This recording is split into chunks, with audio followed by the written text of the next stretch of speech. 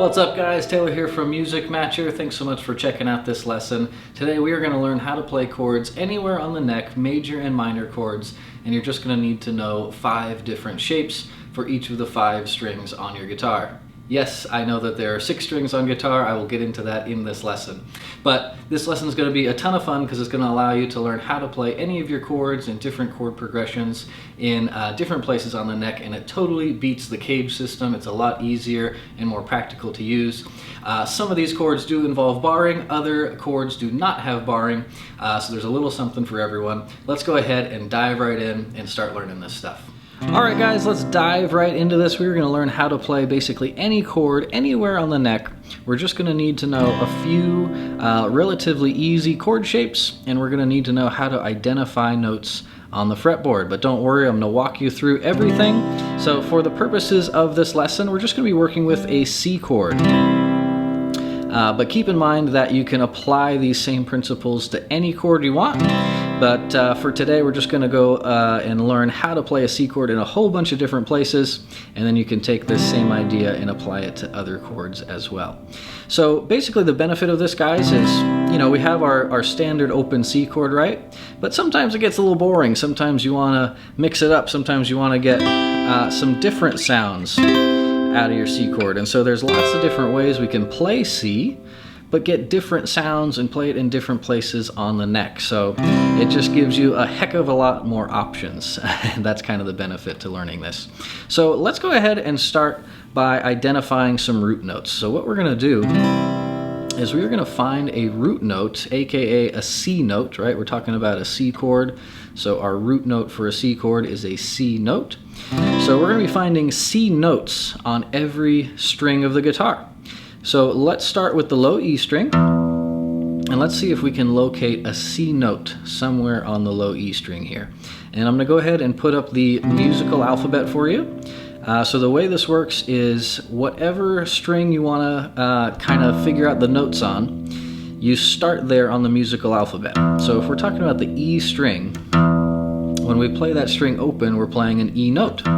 So that's where we're starting in the musical alphabet. And so when we start to move up on the frets, we just go forward in the musical alphabet. So if 0 is an E note in the musical alphabet, the first fret is going to be an F. And then we're just going to keep moving in order. The second fret is an F sharp. We're just following that musical alphabet now. Third fret is a G. Fourth fret is a G sharp.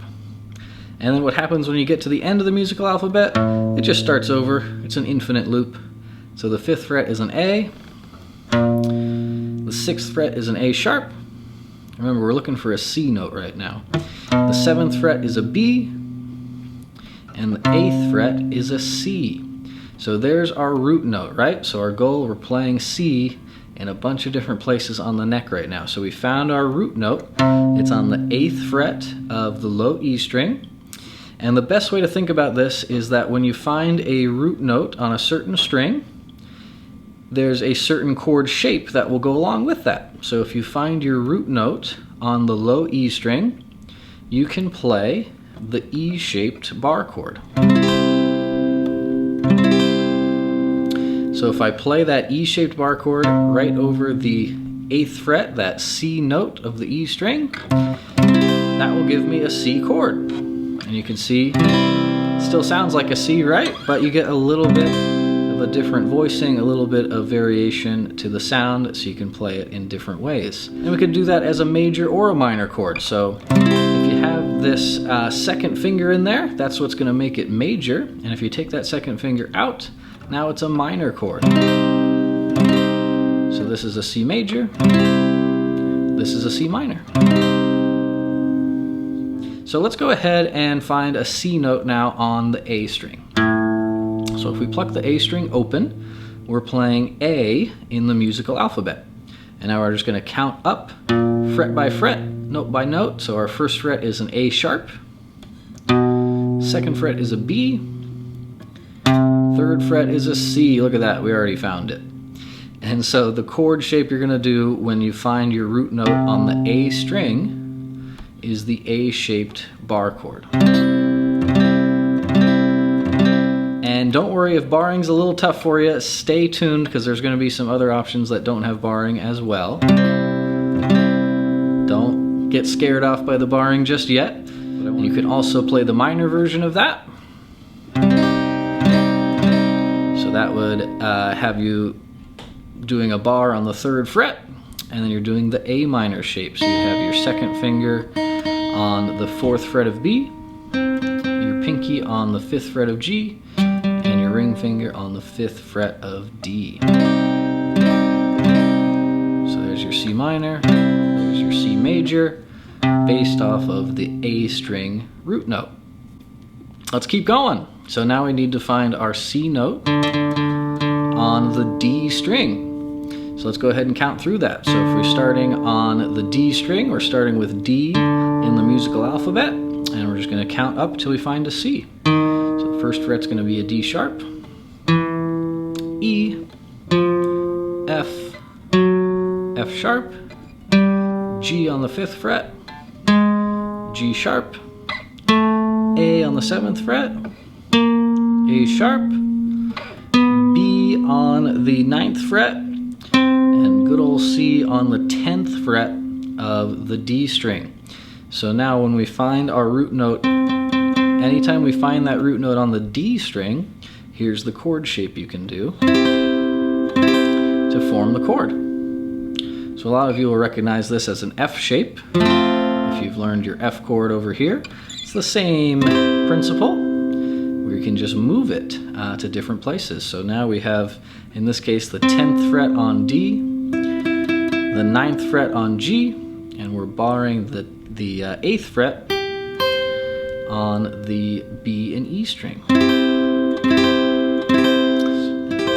And so the minor version of this, guys, is going to be the ring finger still right there on our root note, the 10th fret of D, and now we're going to bar all 3 of these higher strings. So we're barring the G, B, and high E on the 8th fret now. So that would give us a C minor, that would give us a C major. All right, let's go ahead and find a C note on the G string. So we got our G note when we play it open, and we're going to follow our musical alphabet. G sharp, A sharp, B, C. And so now the chord shape you can do when you find your root note on the G string is going to look like this.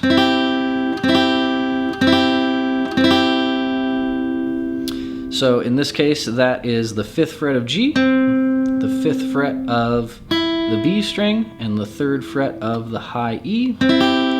All these shapes are movable, guys. Remember, we're just going over it for a C chord for now, but you can apply this to any chord you want. But the main idea I want to get across to you is when you find a certain note on a certain string, you can associate that with a chord shape, right? So when we find it on the G string, we can play this chord shape to give us a C major chord.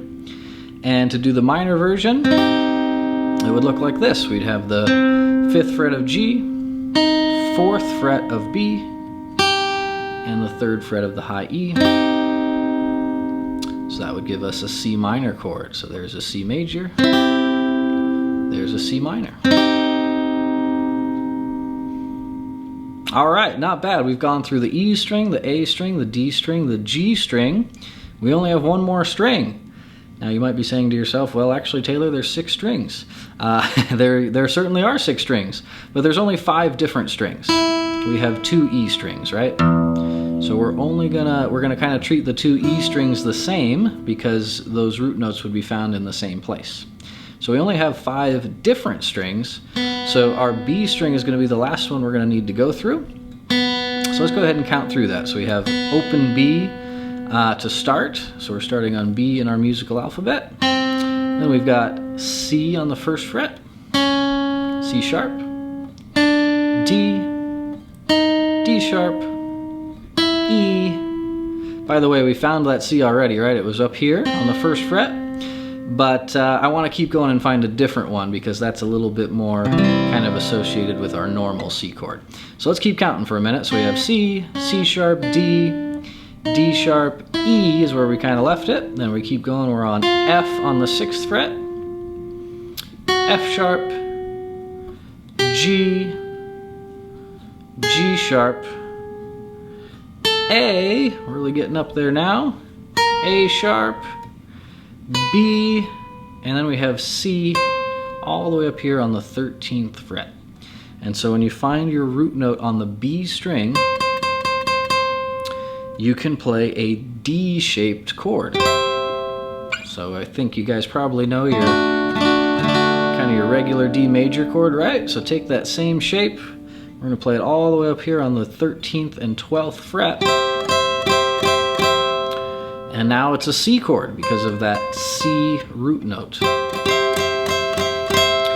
And now if you wanted to go ahead and do the minor version when you have your root note on the B string, you're just going to do the D minor chord shape. So just like a D minor chord that you would play up here, you could do that over here as well. So if we have our root note on the 13th fret there still, that was our C, and then we grab our D minor chord shape.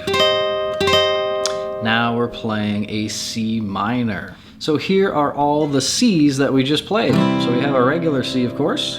Then we had our C up here, where our root note was on the low E. We had our C right over here, where our root note was on the A string. We had our C way up here, where our root note was on the D string. We had our C over here, where our root note was on the G string. And we had our C right up here, where our root note was on the B string.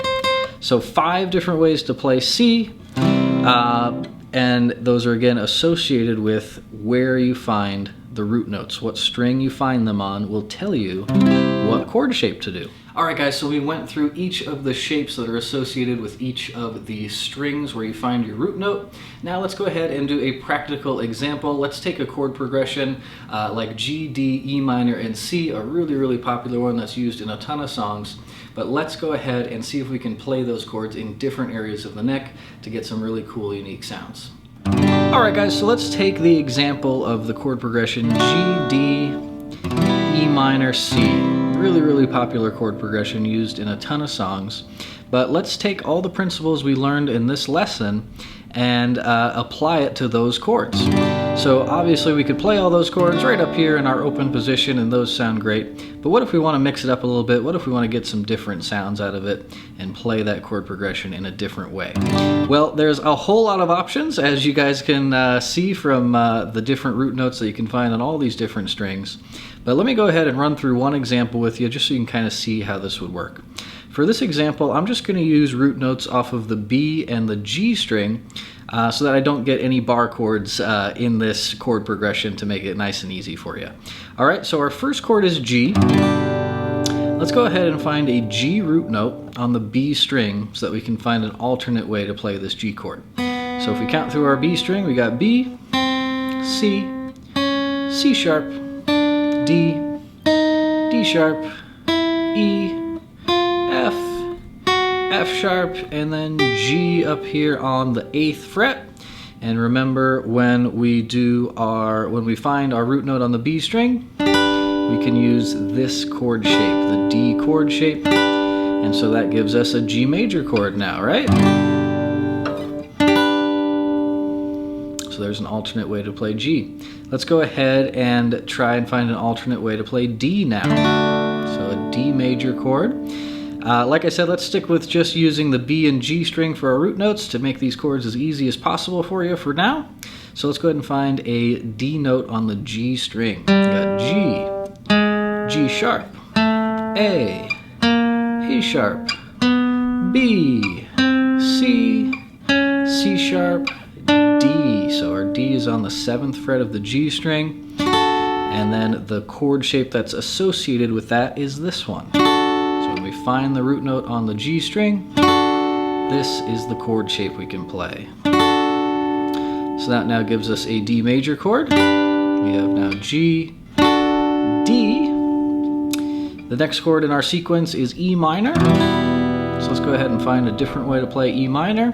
Let's go back to the B string. So let's find an E root note on the B string. We got B, C, C sharp, D, D sharp, E on the 5th fret. So our root note is on the B string 5th fret. When it's on the B string, we can do the D chord shapes.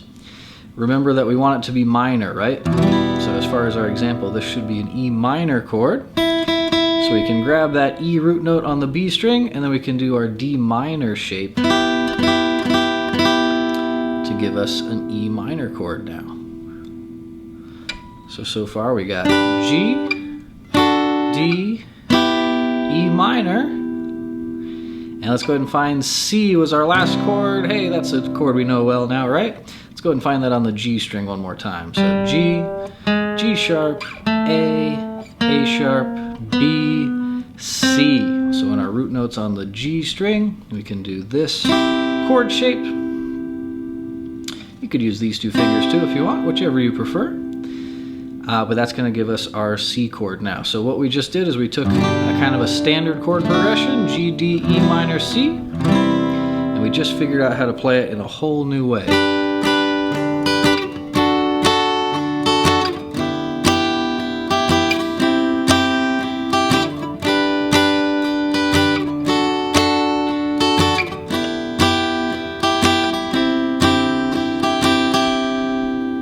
Well, there you have it, guys. That is how you can play chords anywhere on the neck. All you need to do is find your root notes, and then depending on what string you find your root note on, that will tell you what chord shape to play, and you can do both major and minor chords. So I hope that gives you some fun stuff to play with and some new ways to make your chord progressions sound cool and exciting. I want to ask you guys to please like and subscribe if you found this video helpful. I would really appreciate it. And then don't forget that you can grab your free PDF in the description below this video that will outline everything that we talked about today, so that you can continue practicing and you can have all this stuff written out for you in a nice, easy to understand way. All right, guys, thank you so much. I will see you for the next lesson, and rock on.